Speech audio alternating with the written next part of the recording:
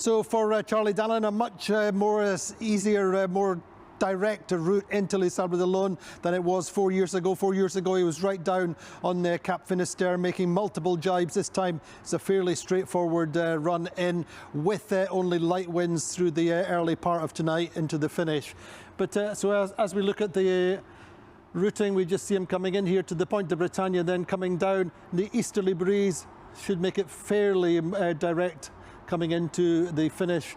Meantime, for Sébastien Simon, he has to make this tack out to avoid this ridge of high pressure to his east and the low pressure or front out to his west, and he's just coming up in good conditions, and he should also route in to the finish in a fairly direct route up to the Pointe de Bretagne, coming in from the north as well for him.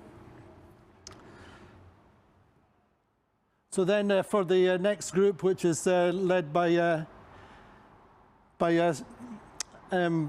Sam Goodchild and Charal, Jeremy Bayou, just coming across the equator last night, very, very close together. They've more or less dealt with the doldrums, which have not been too bad, and then coming into the northeasterly conditions should be a little bit more upwind for them.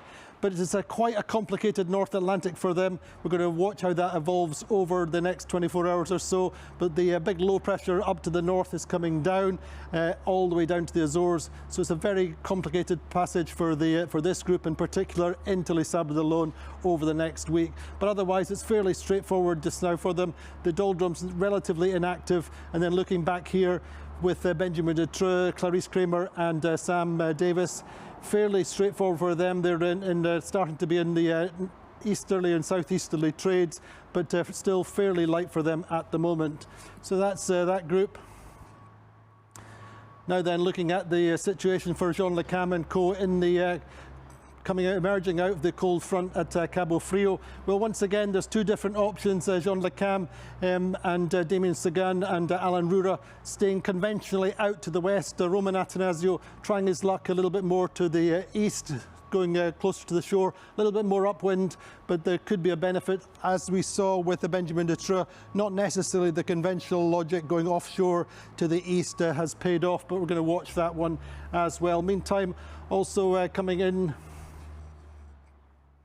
into Cape Horn just now for tomorrow will be Toet Oliver here, coming in with a good 20-25 knot north-westerly breezes. Should go round tomorrow with pretty brisk conditions, but a good rounding for him.